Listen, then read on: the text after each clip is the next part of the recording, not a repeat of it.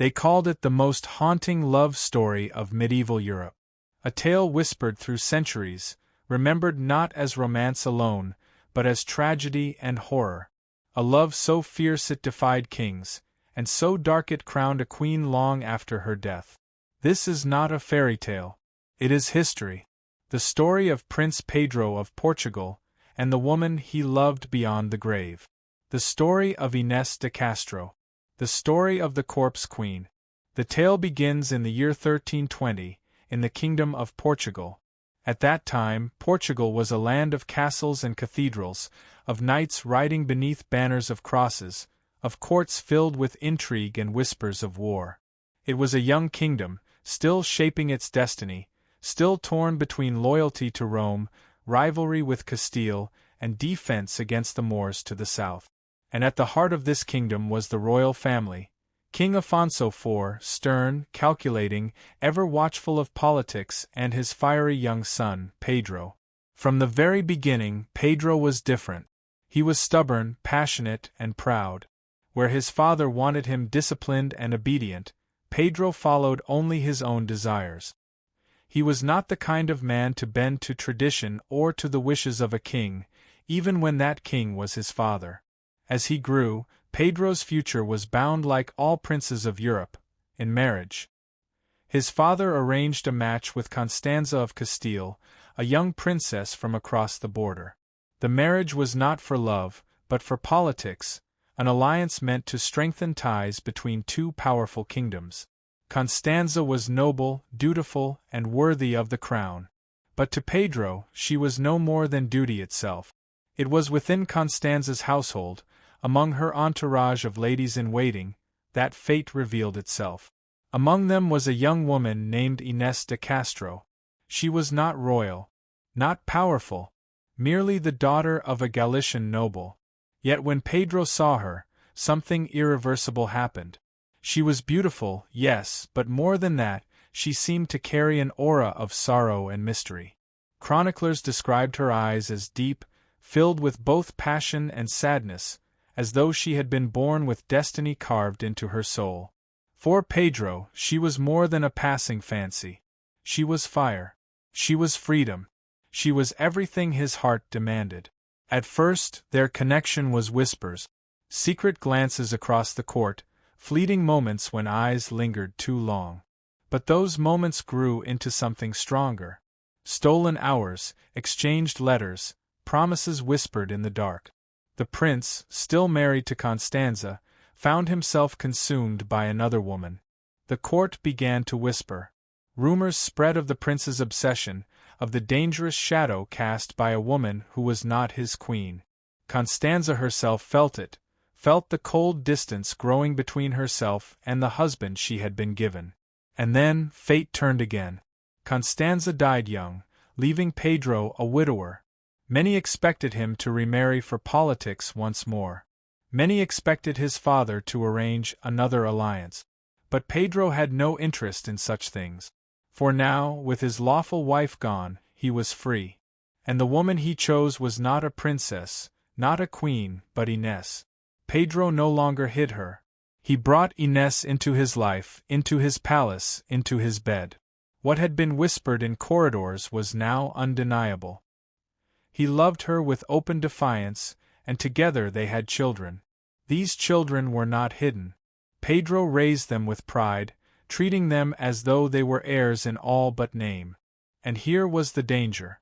For Inês was of Galician blood, and her family had deep ties to Castile. If Pedro became king, and if he named these children heirs, Portugal itself might fall under Castilian influence. The whispers of scandal now became whispers of treachery. Nobles feared for the stability of the throne. Advisers warned King Afonso IV that the future of Portugal itself was in jeopardy. The king was torn. To allow his son's obsession was to risk the independence of the realm.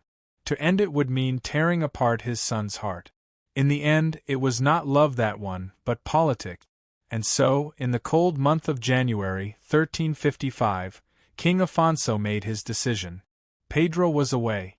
Inês was at the monastery of Santa Clara, tending to her children. The king's men came for her. They dragged her before a tribunal, before the judgment of the king's will. Inés fell to her knees. She begged for her life, pleaded for mercy. She wept for her children, too young to understand what was happening. She called on love, on loyalty, on the sanctity of family. But mercy did not come. In front of her children, Inés was executed. Some say her throat was cut. Some say she was stabbed through the heart. Others whisper she was decapitated, her head falling to the stone as her children screamed. The truth is lost, but the horror remains. A woman condemned not for treason, not for betrayal, but for the simple crime of being loved too much. When Pedro returned and found her dead, something inside him broke forever. His grief was described as unbearable, violent, almost inhuman. He refused food, tore at his clothes, cursed his father, cursed the court, cursed the kingdom that had stolen her. He wandered like a madman, crying her name, swearing vengeance on those who had taken her. But grief, like fire, does not stay still. It consumed him, and then it transformed into wrath. Pedro raised an army, prepared to march against his own father. Portugal stood on the brink of civil war, son against father, heir against king. For months the threat of bloodshed loomed. But at last, through careful diplomacy, peace was forced. Pedro returned to his place as prince. Yet he was not healed. He was not calm. He was waiting. 2 years later, in 1357, King Afonso IV died. And Pedro at last became king. With the crown came the power to unleash everything he had carried in his heart since that winter day. The men who had murdered Inés were hunted down, captured, and brought before him. And here, history bends into legend. Chroniclers tell us Pedro executed them by tearing out their hearts with his own hands, one ripped from the chest, the other from the back, mirroring the way his own heart had been torn apart by grief. Whether this was fact or symbolic, none can say for certain. But what all agree on is that his vengeance was brutal, and it terrified all of Europe. Yet even that was not enough. For Pedro's love had not ended with her death. It had not ended with vengeance.